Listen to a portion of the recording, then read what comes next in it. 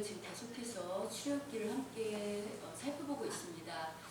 특히 여러분 우리가 지난주까지 만나에 대해서 여러 주에 걸쳐서 이야기를 했는데 이 부분은 우리 성도님들이 좀 잘 들으셨으면 좋겠어서 궁금하시거나 못 들으시거나 혹시 복습이 필요하다고 생각하시는 분은 유튜브에 보면 동영상이 이제 다 있으니까 유튜브를 참고하셔서 이 이야기를 꼭 잘 참고하시기를 부탁드립니다. 자, 오늘은 우리가 출애굽기 17장을 나누려고 하는데 이 17장을 보면서 제가 어떤 이야기가 떠올렸냐면 이런 생각이 들었어요. 어느 날 투견 아시죠? 투견이 뭐죠? 개싸움을 좋아하는 성도 한 사람이 이제 해마다 아마 이제 개싸움에 자기 개들을 내보내나 봐요. 어느 날 목사님에게 와서 물었어요. 개 2마리를 데리고 와서 목사님이 2마리 개 중에 이번 대회에, 이번 투견 대회에, 이번에 장에 쓰는 투견 대회에 어떤 개를 내보내면 이기겠냐고 이렇게 질문을 했어요. 여러분이 이런 질문을 받았다고 한다면 뭐라고 대답하시겠어요? 이 목사님 뭐라고 말씀하셨냐면 이렇게 하셨어요. 2마리 중에 당신이 훨씬 먹이를 많이 주고 관심을 주고 키웠던 개가 그 개가 이기겠죠. 이렇게 말씀을 하셨다고 합니다. 여러분 이건 우리 신앙도 동일합니다. 우리가 평소에 살 때 물론 우리가 구원받았지만 아직은 예수님이 재림하시지 않았기 때문에 여전히 사단이 또 죄가 우리의 공중것을 잡고 있는 거 맞죠? 그래서 평소에 우리가 죄가 좋아하는 그런 말과 행동에 먹이를 주는 사람인지 아니면 성령께서 좋아하는 그런 어떤 말과 행동에 먹이를 주고 관심을 주는지에 따라서 죄가 이기는 삶을 살게 되는지 아니면 성령님께서 인도하시는 성령님이 승리하는 삶을 살게 될 건지가 결정이 됩니다. 여러분 오늘 우리가 읽었던 이 본문의 이스라엘에게도 동일한 원리가 적용될 것입니다. 그리고 오늘 우리가 함께 읽은 본문은 이스라엘 백성이 물이 없어서 하나님을 원망했는데 그럼에도 불구하고 여러분 이스라엘 이제 갓 태어난 아이와 같다고 해서 하나님이 긍휼을 베푸셔서 다시 물을 주시는 그런 본문입니다. 근데 여러분 이스라엘이 물이 없어서 원망하고 불평했던 거 여기 처음인가요? 예, 이미 출애굽기 읽어보신 분들은 알겠지만 15장 22절에 그 홍해를 건너고 여러 기적을 경험한 그 이후에 물 때문에 이미 원망했던 적이 있었고요. 그 씀을 기억나시죠? 마라에서 물이 썼다가 단물로 바뀌었던 사건. 그때 하나님이 물 단물로 주셨습니까? 안 주셨습니까? 주셨습니다. 그런데 오늘 본문은 그때보다 좀 더 심합니다. 원망하고 불평하는 게 어떻게 심한가? 여러분 3절을 같이 한번 읽어보겠습니다. 오늘 본문 17장 3절 함께 읽도록 하겠습니다. 시작. 거기서 백성이 목이 말라 물을 찾으매 그들이 모세에게 대하여 원망하여 이르되 당신이 어찌하여 우리를 애굽에서 인도해 내서 우리와 우리 자녀와 우리 가축이 목말라 죽게 하느냐. 지금 보시면 그냥 단순히 모세를 원망하는 정도가 아니라 뭐라고 하냐면 왜 우리를 구원했어? 왜 우리를 애굽에서 데리고 나와서 이 애굽에서 어떻게 하냐고요? 죽게 하냐고 따집니다. 여러분 앞으로 우리가 이제 계속해서 이스라엘 출애굽기 광야 이야기를 살펴볼 거지만 왜 애굽에서 데려나와서 우리를 이렇게 죽게 했냐고 왜 우리를 이렇게 망하게 했냐고 하는 이 레파토리는 앞으로 불평하고 불순종하는 광야 1세대에 아주 주요한 늘 단골처럼 등장하는 그런 레파토리가 될 겁니다.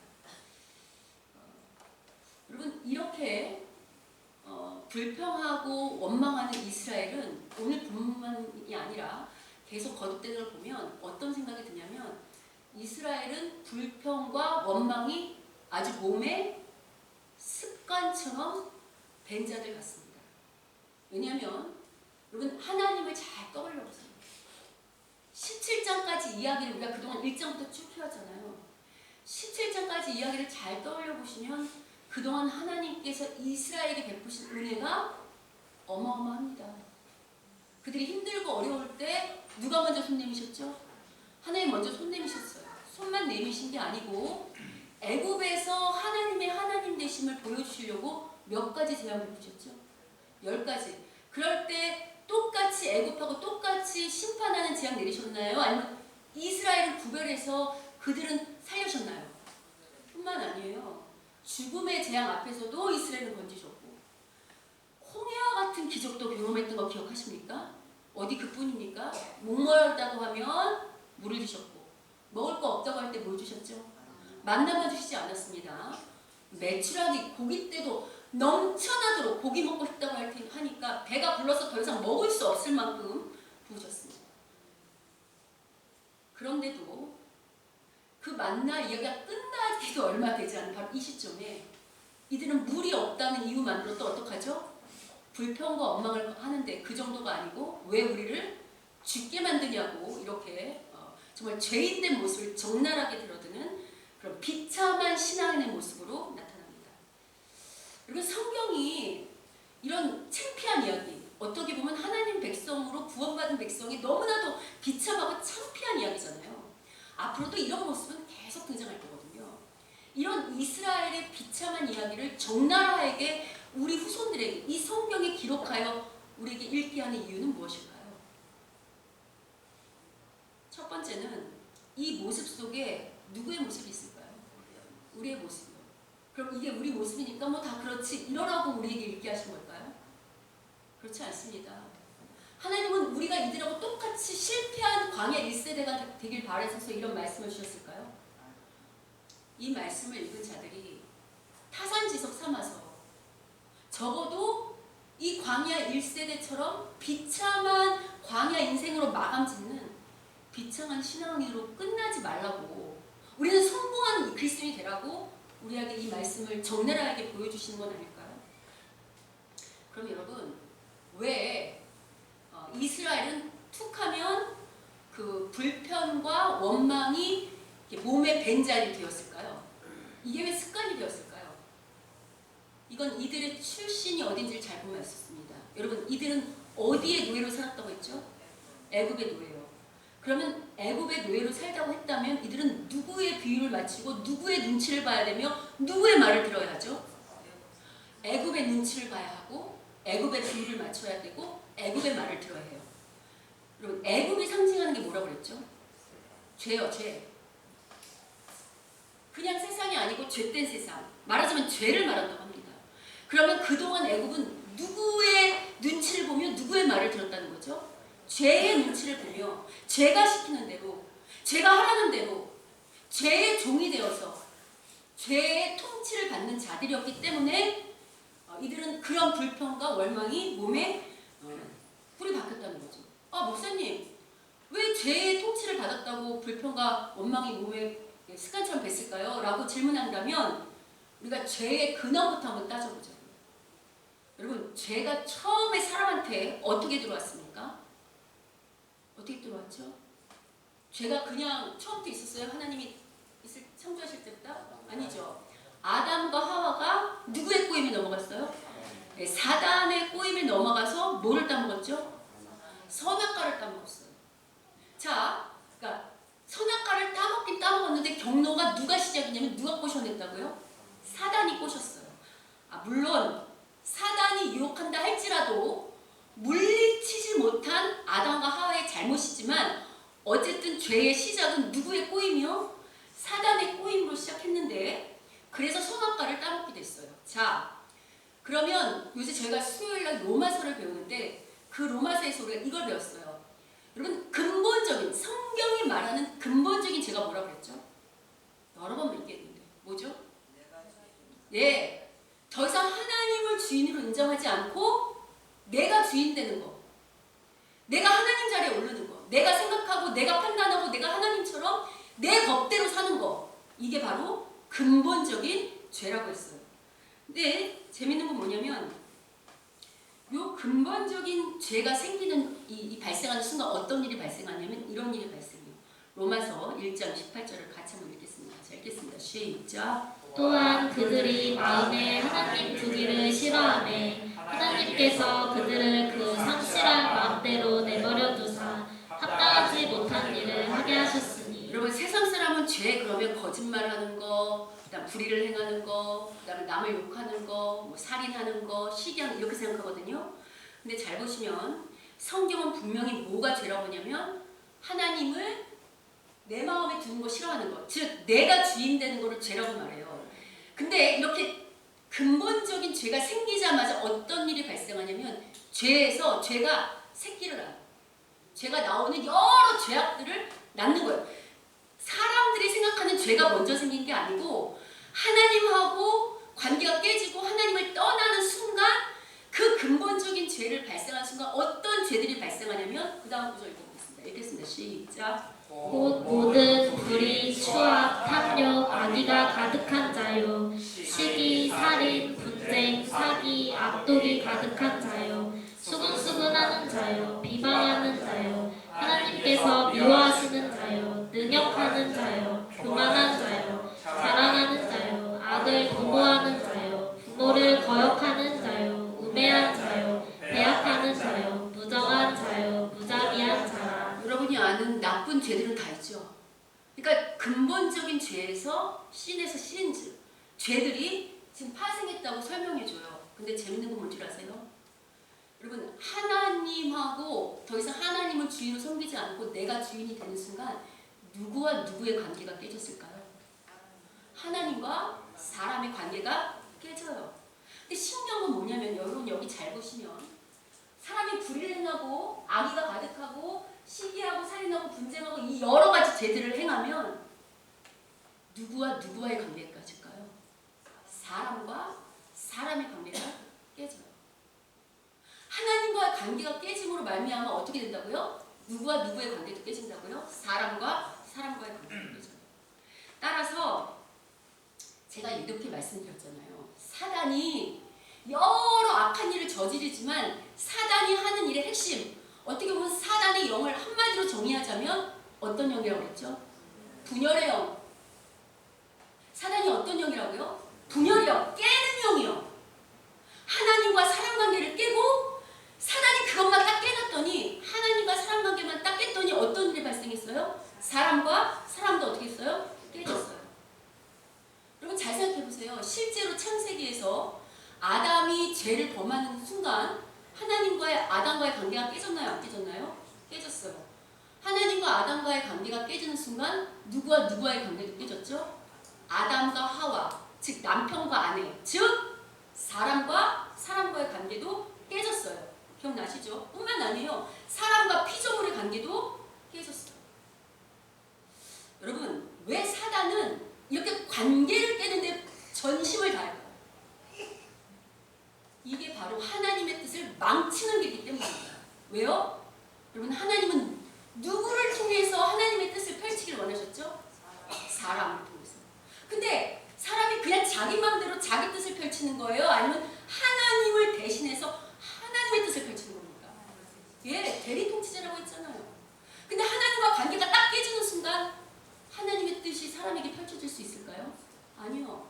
뿐만 아니고 여러분 처음 창조할 때 하나님께서 사람 홀로 일하게 만드셨나요? 아니면 공동체를 꿈꿔서 서로 협력하여 선을 이루게 만드셨나요? 하나님께서 사람을 만들 때 독불장군처럼 혼자 일하도록 만들지 않으셨어요.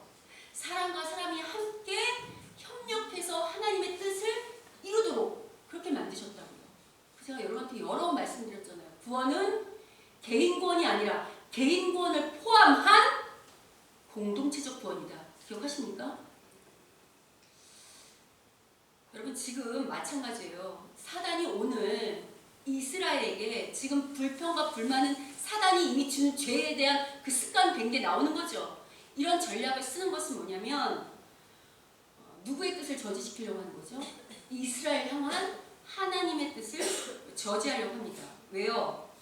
지금 보면 실은 사단은 틈만 나면 누구랑 서로 다투게 합니까? 이스라엘과 지도자인 모세랑 틈만 나면 어떻게 하죠? 불평하고 원망하고 다투게 합니다. 이렇게 모세와 또 이 이스라엘의 관계가 깨지면 어떤 일이 생각되냐면 정말 우리 가운데 하나님의 뜻을 이룰 수 없는 그런 일들이 계속해서 발생되겠죠. 그래서 사단은 끊임없이 우리를 불평하고 원망하고 서로 시기하고 조롱하고 비난하라고 부추기는데요.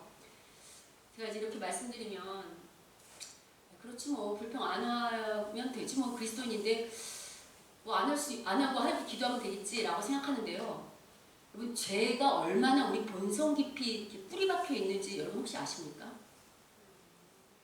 우리가 잘 자각하지 못해서 그러는데요. 이 죄가 정말 우리의 뼛속 깊이 뿌리 박혀 있다는 좋은 우스개 같은 이야기지만 예화가 있어요. 제가 한번 해드리려고 하는데요. 두 친구가 길에서 만났어요. 근데 이 친구가 계속해서 불평을 해요. 근데 뭐라고 불평하냐면 이렇게 해요. 내가 3주 전에 우리 할머니가 돌아가셨는데 나한테 2억을 유산으로 줬다고. 여러분 2억을 유산으로 남겼다고 하면 어떠신 것 같아요? 좋으세요? 그 옆 친구가 너 정말 수지 맞았다고. 너 너무 좋겠다고. 2억이 어디냐고. 그러니까 그 친구가 계속 말해요. 2주 전에는 우리 외삼촌이 갑자기 돌아가셨는데 내게 3억을 주셨다고. 이 친구가 정말 흥분하면서 와 너 진짜 부자 됐다고. 너무너무 좋겠다고. 5억을 벌었으니 얼마나 좋겠냐고 막 흥분하면서 이제 부추겨요. 근데 이 친구가 이제 계속 말해요. 지난주에는 우리 고모님이 돌아가셨는데 10억을 남겨주셨다고. 몇 억 됐어요? 15억이요. 와, 너 정말 부럽다고. 너 로또 가졌다고. 너무너무 부럽다고. 근데 이 친구는 계속해서 불평만 해요. 그래서 이 친구가 옆에 있는 친구가 이렇게 물었어요. 아니, 근데 너는 15억이나 이렇게 벌었는데 왜 자꾸 불평하고 원망하고 이렇게 투덜거리냐? 라고 할 때 이 친구가 뭐라고 했는 줄 아십니까? 이번 주에는 아무도 안 돌아가셨다고. 여러분 웃으셨지만 이 웃는 이야기 속에 우리가 얼마나 고집스럽고 강팍하고 그 다음에 불평하고 원망하고 다른 사람을 탓하고 환경을 탓하고 하는 그 죄악들이 뿌리 깊이 박혀 있는지가 이 우스개 같은 이야기 속에 잘 들어있어요. 근데 여러분 이걸 하셔야 돼요. 사단이 우리를 자꾸 불평하라고 원망하라고 다투라고 부추기는 거 그거 나 신앙 하나 이 개인 한 사람 신앙 무너뜨리자고 그렇게 부추기는 걸까요? 그렇지 않습니다. 제가 아까 구원은 개인 구원이 아니고 어떤 구원이라고요? 공동체적 구원. 특별히 하나님이 가장 사랑하시는 공동체가 어딜까요? 교회예요. 이 출애굽한 이스라엘이 오늘로 치면 광야교회예요. 광야교회. 그러면 이 광야교회에 사단이 끊임없이 불평하게 하는 이유는 뭐냐면 교회는 사명이 있을까요? 없을까요? 있어요. 이스라엘 이 광야교회도 사명이 있을까요? 없을까요? 있어요. 하나님께서 이스라엘을 구원하신 건 나 혼자만 하나님 잘 믿고 부자 되고 누리다 가라고 구원하신 거 아니에요. 이스라엘을 통해서 이스라엘도 복을 받고 하나님을 잘 믿을 뿐만 아니라 이스라엘이 어떤 백성? 거룩한 백성, 구별된 백성, 제사장 나라가 되어서 세상에 어떻게 하라고요? 열방의 빛. 말하자면 죽어가는 사람들을 살려내는 역할을 누가 감당하라는 거예요? 이스라엘 백성이 감당하라고 그들을 불러내셨다고요.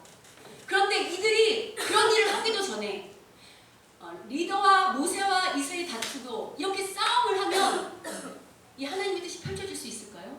아니요. 그래서 사단은 끊임없이 교회를 무너뜨리려고 뭘 사용하는가? 불평하고 원망하고 서로 다투도록 이 전략을 계속 씁니다. 자, 그래서 여러분 이 전략을 누구보다 누가 잘 아시냐면 예수님이 아시죠? 예수님이 이 땅에 오신 목적은 사단을 무찌르고 사단을 승리하게 하기 위해서 죄를 사하고 우리에게 하나님의 승리를 주기 위해 오신 거죠. 여러분 예수님이 오실 때 승리하는 것 중에 사단에게 승리한 여러 가지 영역이 있지만 그 중에 핵심적인 영역이 어떤 거냐면 바로 에베소에서의 등장입니다. 에베소서 2장 14절부터 18절 함께 보겠습니다. 읽어보겠습니다. 시작. 그는 우리의 화평이신지라 둘로 하나를 만드사 원수된 것 곧 중간에 막힌 담을 자기 육체로 허시고 법조문으로 된 계명의 율법을 폐하셨으니 이는 이 둘로 자기 안에서 한 세 사람을 지어 화평하게 하시고. 제가 지금 다 보여드리진 않았지만 이 에베소서 문맥상 요 둘은 누구냐면 유대인하고 이방인이에요. 유대인하고 이방인은 믿는 자와 안 믿는 자 이렇게도 할 수 있지만 어떻게도 할 수 있냐면 아직 하나님을 제대로 주인으로 모시지 않아서 여전히 내가 주인 된 사람들, 내가 내 생각과 내 고집을 주장하는 사람들, 그래서 하나님과 관계가 깨진 사람들, 이런 사람들을 어떻게 하냐면 둘로 어떻게 한다고요? 하나 되어서. 여러분, 사람이 서로 각자 생각이 다르면 서로 다툴까요? 안 다툴까요? 여러분, 결혼해서 아무리 사랑해서 결혼했던 부부들도 신혼 초에 많이 다툽니까? 안 다툽니까? 왜 다투죠? 서로 살아오던 습관, 방식, 생각 이런 것들이 다르니까 어떡하죠? 다투잖아요. 지혜로운 부부는 그런 것들을 서로 양보하고 배려하면서 맞춰가지만, 그래서 끝까지 회로하지만, 그렇지 못한 부부는 어떡하죠? 다투다가 서로 무슨 시간 돼요? 왼수 시간 되는 거잖아요. 앞서 말했죠? 하나님과의 관계가 깨짐으로 사람과 사람의 관계도 깨졌다.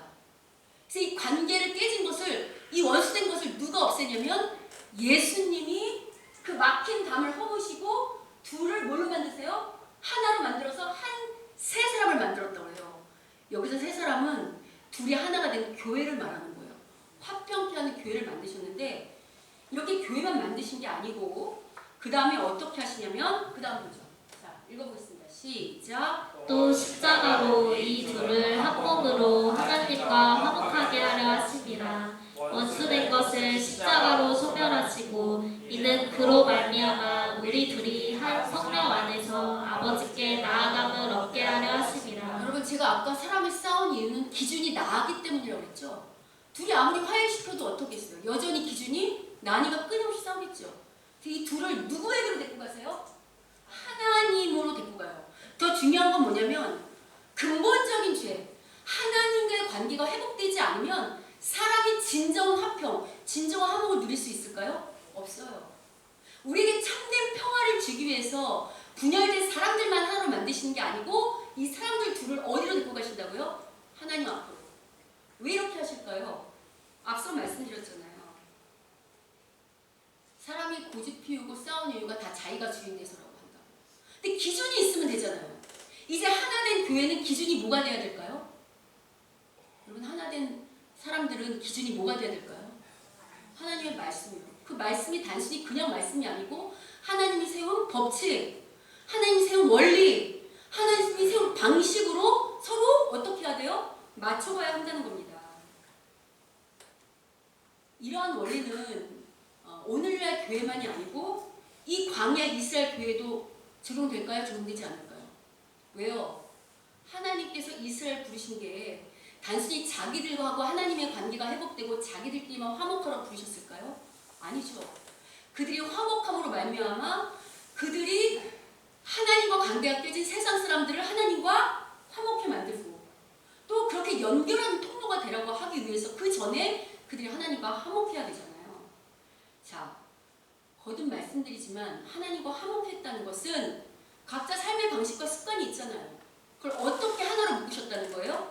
하나님의 방식과 원리와 법칙과 질서로 그걸로 하나로 묶으셨다는 것이 화목하다는 거죠.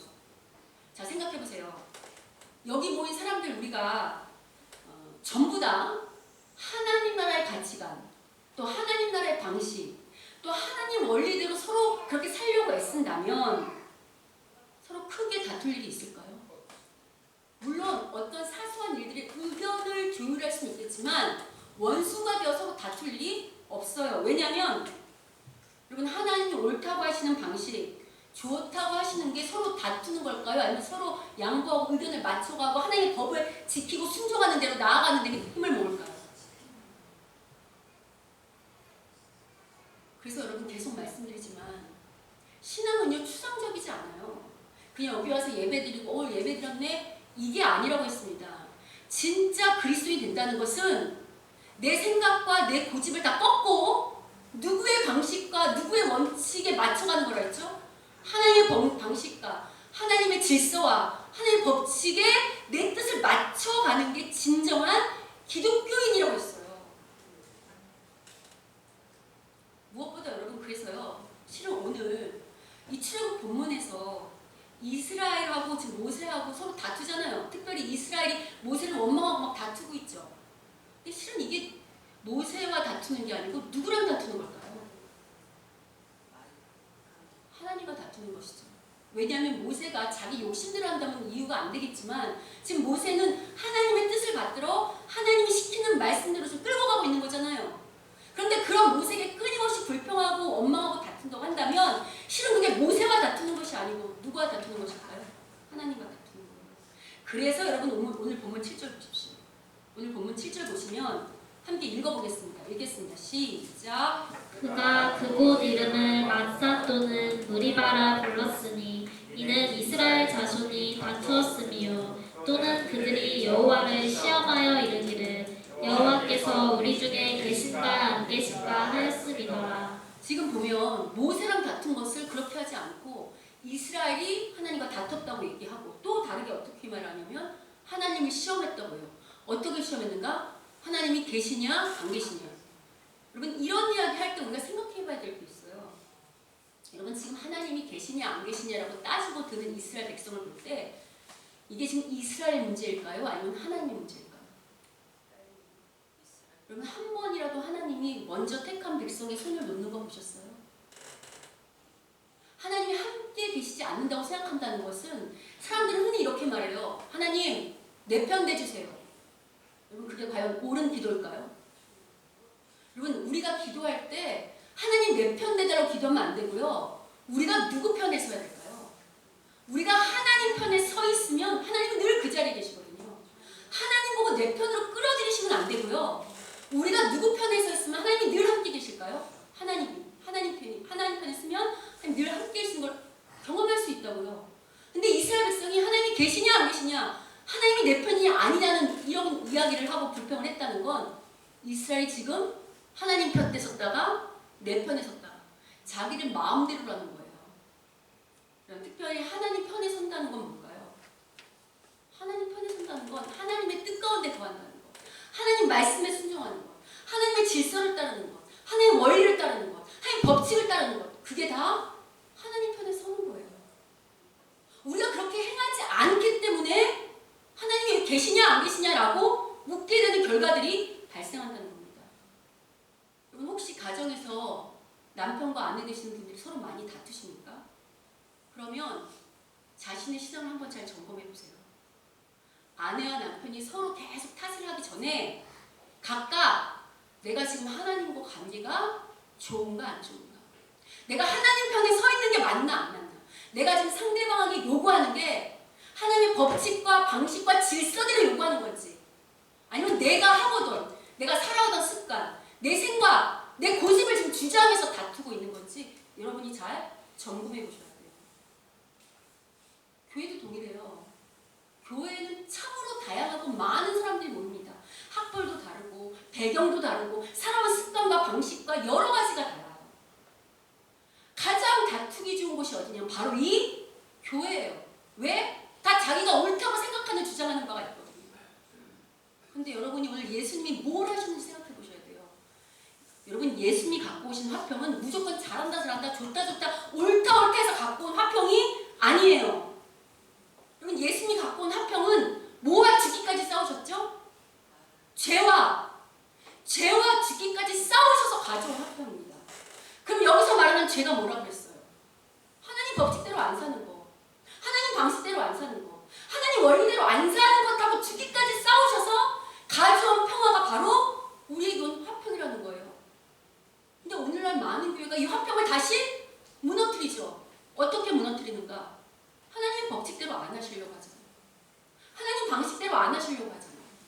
그냥 우리가 좋자는 대로, 사람 보기 좋은 대로 하시자고 하면 그게 바로 예수님이 가져온 화평을 무너뜨리는 결과예요. 그래서 여러분 우리가 다음 주에 살펴볼 거지만 이스라엘이 그냥 화평 하는 게 아니고 열방이랑 화평하는 게 아니고 싸워야 될 대상하고는 죽기 살기로 싸웁니다. 그게 바로 다음 주에 볼 아말렉 전투예요. 무엇보다 여러분 우리 교회도 동일한데 혹시 교회 안에서 이 사단이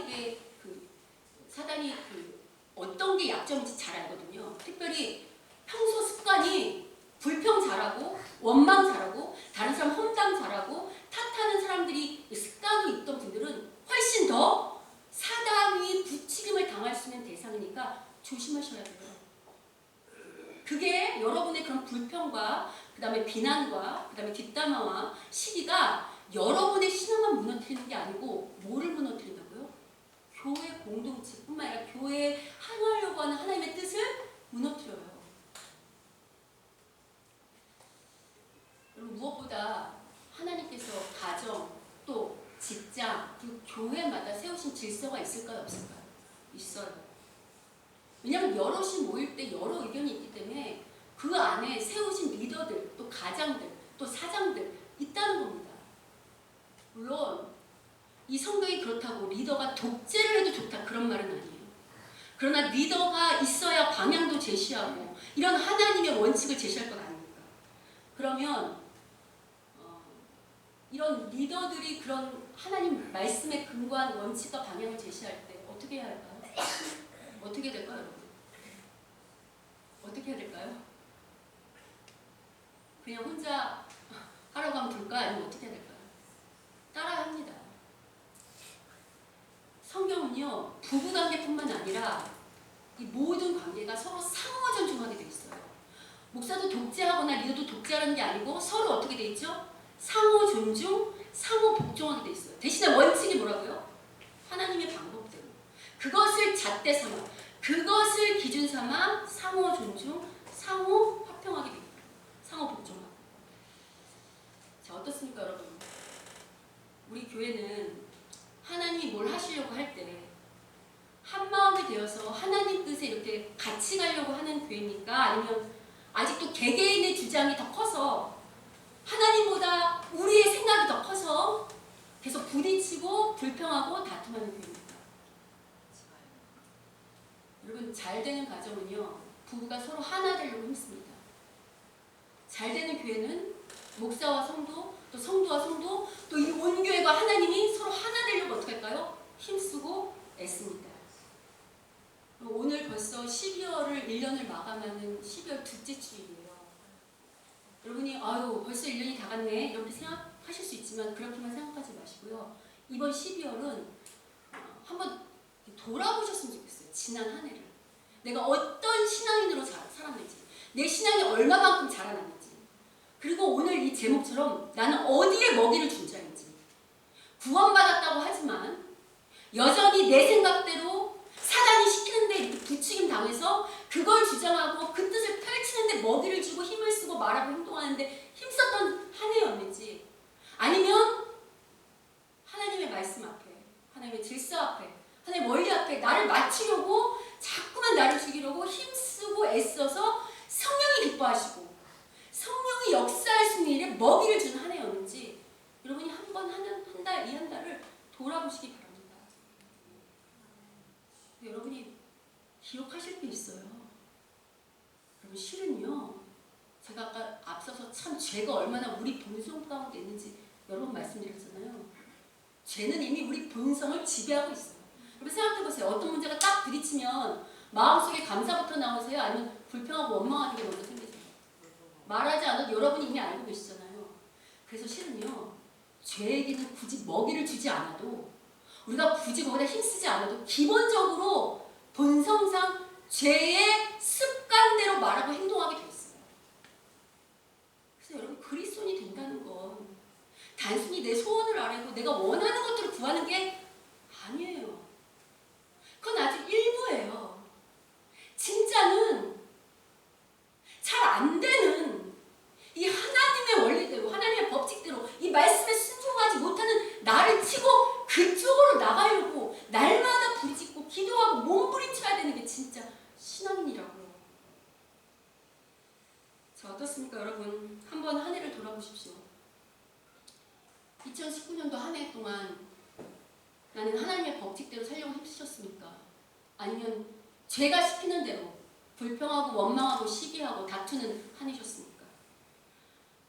사람들을 뒷담화하고 관계를 깨는 일에 힘을 썼던 한 해입니까? 아니면 화목하게 하고 화평케 하고 사람을 살리는 일에 힘을 다하렸던 한 해셨습니까? 그럼 우리 교회는 어떤지 한번 돌아봤으면 좋겠습니다. 우리 교회는 지난 1년 동안에 성령이 역사하실 수 있도록, 하나님이 하실 수 있도록 그 뜻에 우리 뜻을 꺾고 하나님이 하시고자 하는 그 방식에 우리가 마음을 모으고 그렇게 모든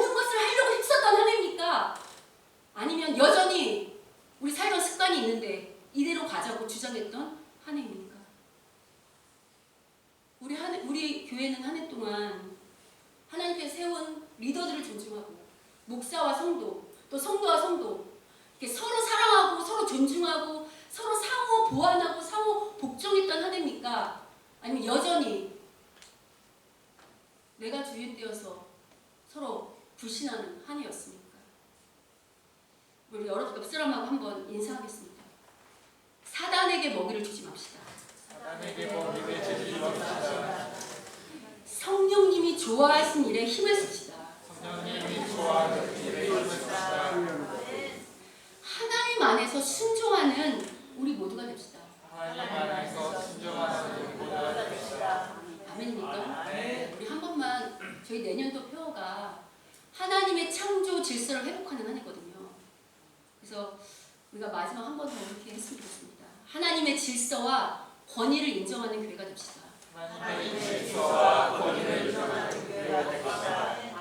그런 바라기는 이제 남은 한 달이지만 잘 점검하시고 남은 한 달이라도 결단하셔서 더 이상 죄가 좋아하는 대로 자꾸 죄가 하자는 대로 우리의 잘못된 습관대로 그대로 나아가자고 하는 그런 교회가 아니라 그런 우리가 아니라 정말 우리를 십자가 앞에 죽기까지 결정해서 이 교회 안에 하나님의 말씀과 하나님의 방식과 하나님의 원리가 통치할 수 있는 그런 우리 모두요 우리 교회가 되기를 주님의 이름으로 축원합니다. 아멘.